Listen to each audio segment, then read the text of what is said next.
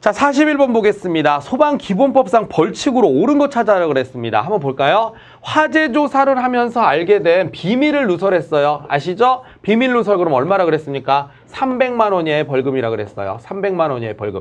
특히 조심하셔야 되는 게 공부를 좀 깊게 하신 분들은 알 거예요. 나 비밀 누설 아는데 저거 1년 이하의 징역 또는 1000만 원 이하의 벌금도 있어. 그거는 소방특별조사라는 말이 들어있어야 됩니다. 특별이라는 말이 나와야 금액이 올라가는 거예요. 얘는 화재조사기 때문에 300만 원 이하의 벌금 맞습니다. 그래서 1번은 일단 틀렸고요. 이거 아시죠? P100입니다. 벌금 맞아요. P100. 그래서 답은 2번이 되는 것이고요.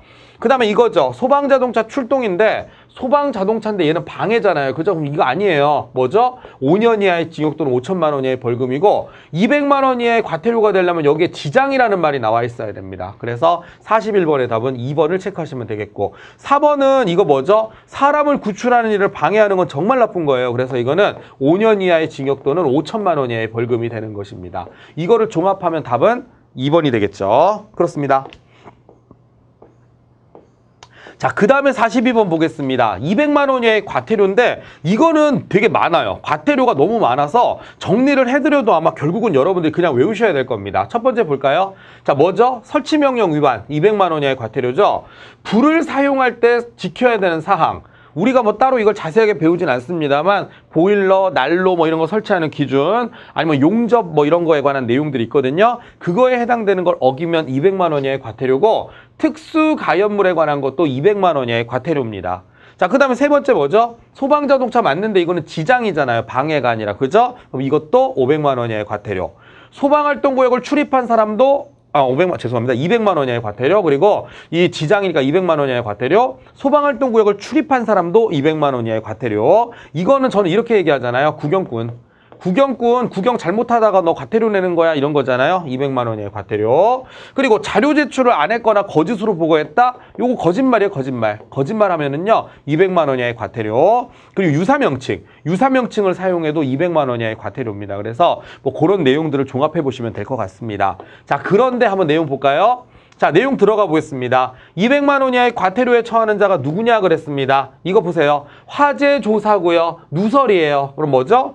따로 안 적었겠습니다. 밑에 다 있으니까요. 300만 원 이하의 벌금이죠. 300만 원 이하의 벌금. 자, 쭉 나오더니 불을 끄거나 불이 번지지 아니하도록 하는 일을 방해했죠. 이거 진짜 나쁜 거라 그랬습니다. 5년 5천이 되는 거고요. 이거죠. 이거 조심해야 된다고 했습니다. 이거 너무 불친절해요. 27조 2항에 따른 긴급조치라고 하는 건 이 개폐장치에 해당되는 거죠. 개폐장치라든가 아니면 밸브 차단에 관한 내용이거든요. 이 안에 그런 내용이 들어있다는 겁니다. 그럼 밸브 차단이니까 뭐겠어요? 개백이에요, 개백. 개폐장치 조작을 방해하는 거니까 100만 원 이하의 벌금이 되는 것입니다. 자, 그래서 이것도 일단 우리가 원하는 거 아니겠죠? 이것도 우리가 원하는 거 아니고요. 그 다음에 이것도 우리가 원하는 게 아닙니다.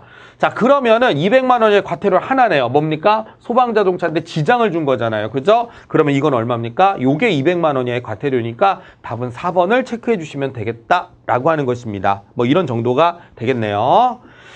자, 해서 요 정도 보시고 그 다음에 이제 43번 보겠습니다. 소방자동차 전용구역이거든요. 이거 그냥 암기하시면 돼요. 이 딱 하나밖에 없어요, 사실은. 이 지금 100만 원 이하의 과태료인데 이 100만 원 이하의 과태료가 이 하나밖에 없어요. 그래서 그냥 외우시면 됩니다. 소방자동차 전용구역이죠. 딱 하나라니까요. 100만 원 이하의 과태료. 그래서 43번의 답은 3번이 되겠습니다. 그냥 암기입니다. 얘는. 자, 그 다음에 44번 보겠습니다. 44번은요, 제가 이제 농담처럼 말씀드리는 거 있어요. 이게 그거예요, 아까 전에. 요거죠. 뭐라고 돼 있냐면, 화재로 오인할 만한 우려가 있는 불을 피우거나 아니면 연막 소독하는 거죠. 이거 왜 아까 기억나세요? 산업단지, 뭐 전 시간에 산업단지랑 소방출동로가 없는 지역, 뭐 그게 답이라 그랬잖아요. 근데 결론은 이거예요. 그러면 여기 그거 이외의 지역들, 그 화재 경계지구랑 겹치는 지역들은 화재로 오인할 만한 불을 피우거나 연막 소독을 하려면 미리 신고를 해야 된다. 이게 핵심이거든요. 그럼 신고 안 하면 어떻게 되느냐? 그럼 5인 출동을 하겠죠. 5인 출동하면 뭘 낭비했어요? 자동차 기름 썼잖아요. 아, 기름값 내놔. 뭐 이런 느낌이에요. 기름값 내놔. 제가 왜 이렇게 농담처럼 말씀드리나요? 기름값 내놔. 과태료 중에 금액이 제일 적습니다. 얼마일까요? 20만 원이에요, 과태료야. 그래서 기름값 정도는 내가 받아가야겠어. 농담처럼 말씀드리지만. 그래서 이게 바로 20만 원이에요, 과태료인데 제가 아까 전에 뭐라고 말씀드렸죠? 이거랑 해당 사항 없는 거? 산업단지 아니면 없는 지역 찾으라 그랬어요. 그랬더니 여기서 하는 얘기가 20만 원 이하의 과태료에 처하게 되는데 그 장소나 지역이 아닌 게 뭐냐요? 또 그 얘기죠? 산업단지 찾아보세요. 없는데요? 없는 지역 찾아보세요. 있네요, 여기. 없는 지역. 그래서 답은 3번이 되는 것입니다. 이렇게 해주시면 되겠습니다. 45번 보겠습니다. 5년 5천에 처할 사유가 아닌 거 골라라 그랬죠? 해보겠습니다.